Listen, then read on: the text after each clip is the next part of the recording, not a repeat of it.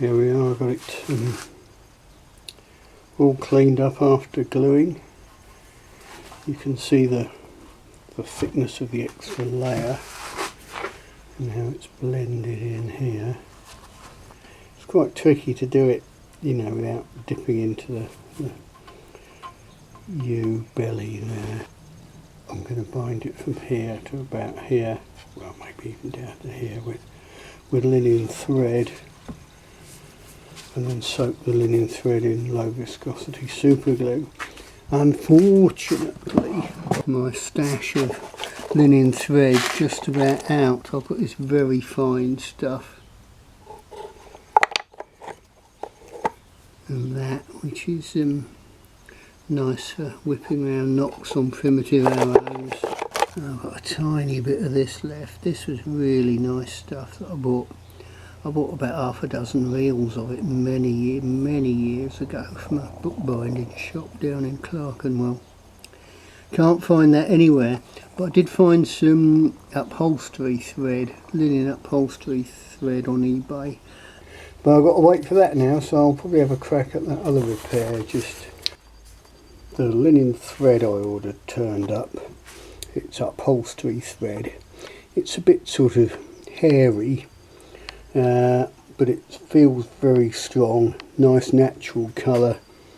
It's got an authentic wet dog smell, and you can see I've got the bow resting on two supports, so I can keep tension on it and rotate the bow. Then every few turns I'm putting a little spot of, just touching it with the low viscosity super glue, and that holds it in position, stops it unravelling, and, you know, keeps each thread tight up against the previous one. So it's a matter of slow and steady, keep on like this until it's done. Right, I've done a fair bit of it now. So what I've done is I've laid in a loop of this finer thread. This is the actual thread I wanted to bind it with, but I didn't have enough. So you can see it's a bit finer and tighter and cleaner than this upholstery thread. But then the upholstery thread being thicker has made a quicker job of it, and it'll look fine when it's done. So what I do is I'll carry on binding over this loop. Then when I get to the end, I'll snip off the thread, tuck it through the loop, and pull the loop back through underneath the whipping. So I'll avoid putting any super glue anywhere near this until I get to the end. Right, the whipping's in danger of slipping down on this slope, so I've got glue there. I've snipped off my thread. I've stopped the whipping just where this node is on the bamboo, so it's just a nice place.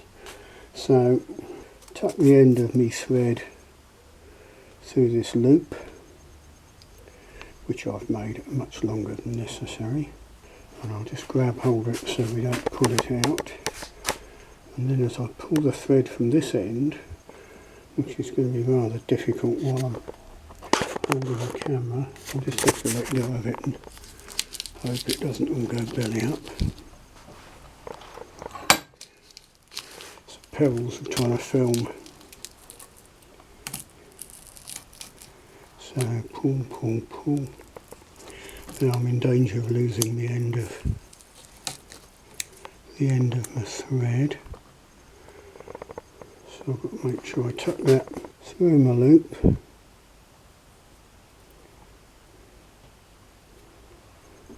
With one hand whilst holding a camera. Right, that's my thread through the loop. And pull, and it should just, there we go, pulled it back through the whipping.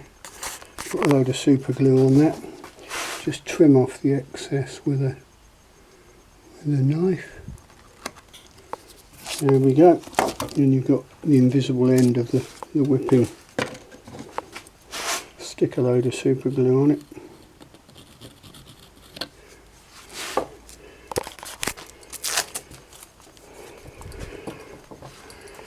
So I'll go and have a nice cup of tea, then I'll finish coating that with super glue, give it a very light sanding, and when everything else gets waxed and Danish oiled and all the rest of it, that will be a lovely grip. If I grab it now, oh, it's stuck to my hand, I can't let go. No, just joking.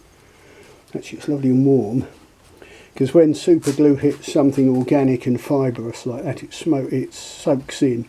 Sometimes it even smokes and you can smell the fumes, but I checked on the internet that the fumes aren't exactly toxic. I'll snip off that hairy bit.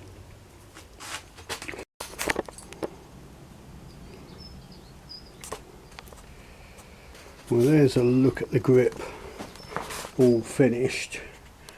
I cleaned the bow off to get rid of the old beeswax and Danish oil and whatever. You cleaned it off with wire wool soaked in turps. I'll just give you a handy hint when you're using turps.